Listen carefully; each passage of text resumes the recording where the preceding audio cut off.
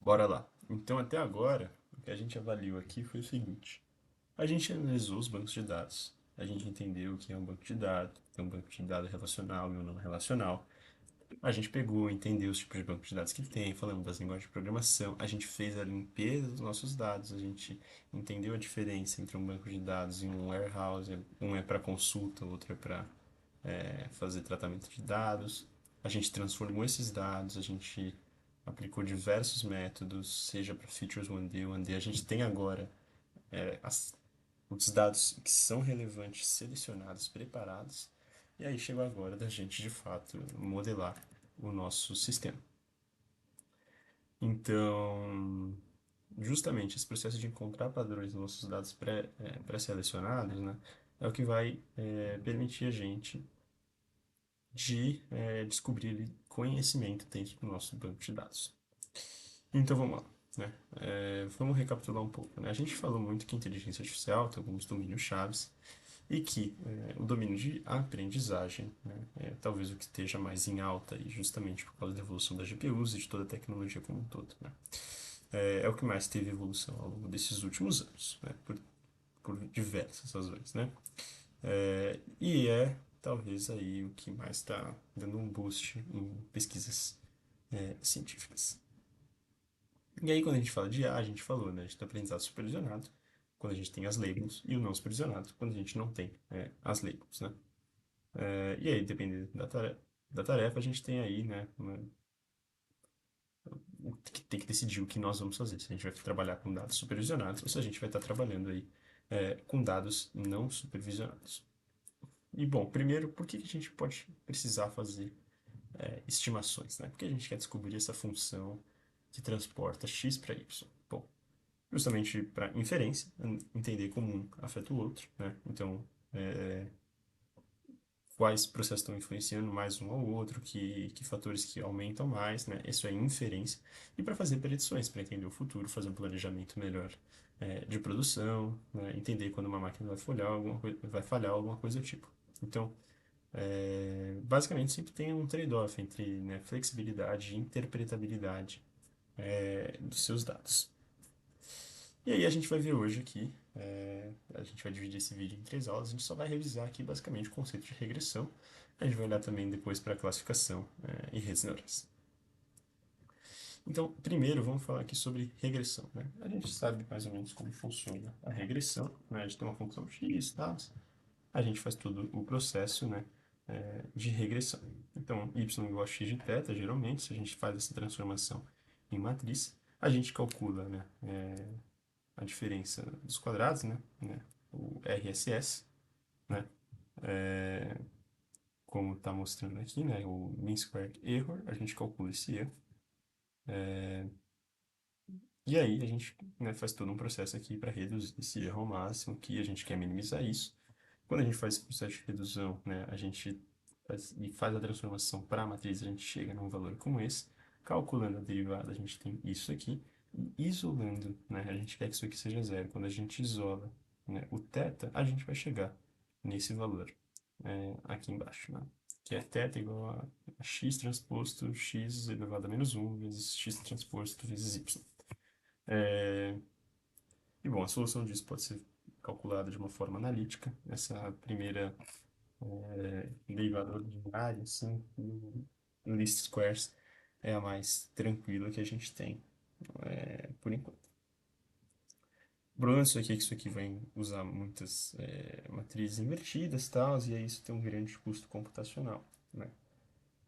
E aí o que a gente faz geralmente é usar só o método do gradiente descendente. Então a gente, ao invés de calcular toda a matriz invertida, a gente vai diminuindo em passos, né? E vai calculando um novo θ.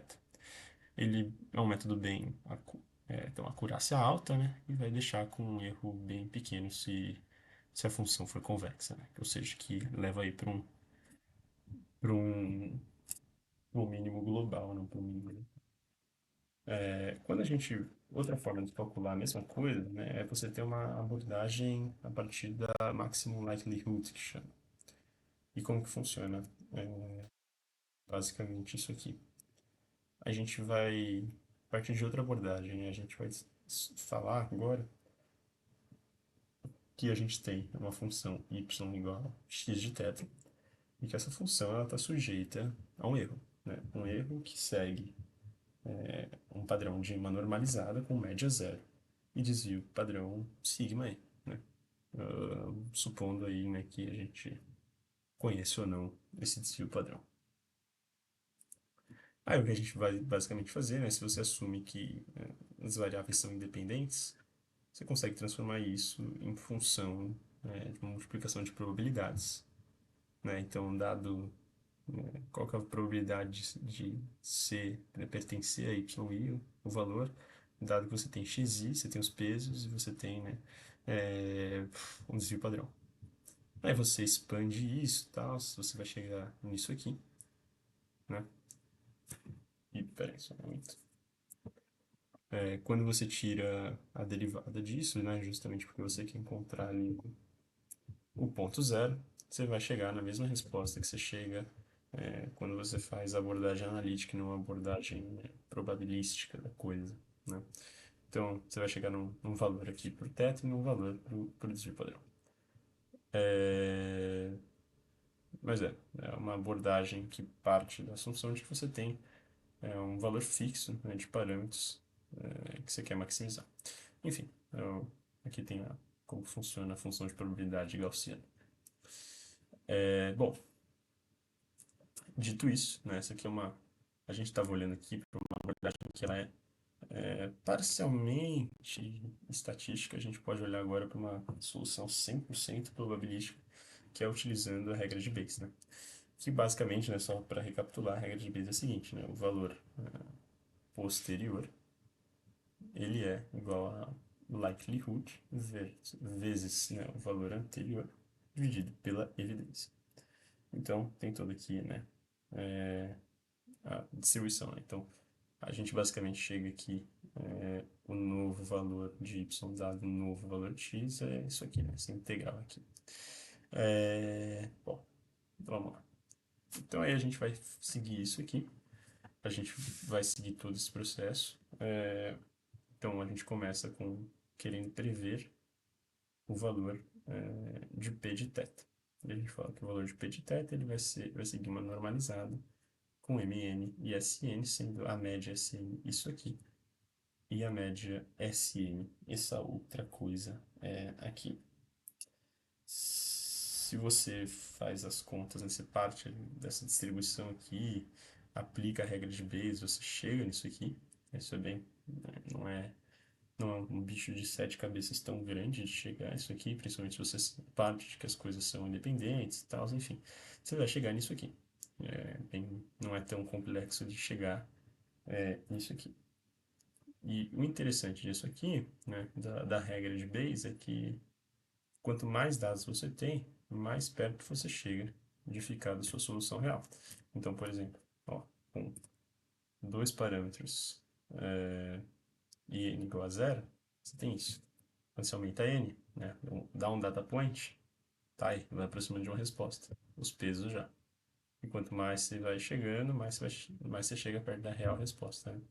Então, ao contrário da maximum likelihood, né, a Bayesiana total ela vai pegar todos os parâmetros possíveis, não só um grupo de parâmetros, né? Então, quanto mais parâmetros você colocar, mais dá certo.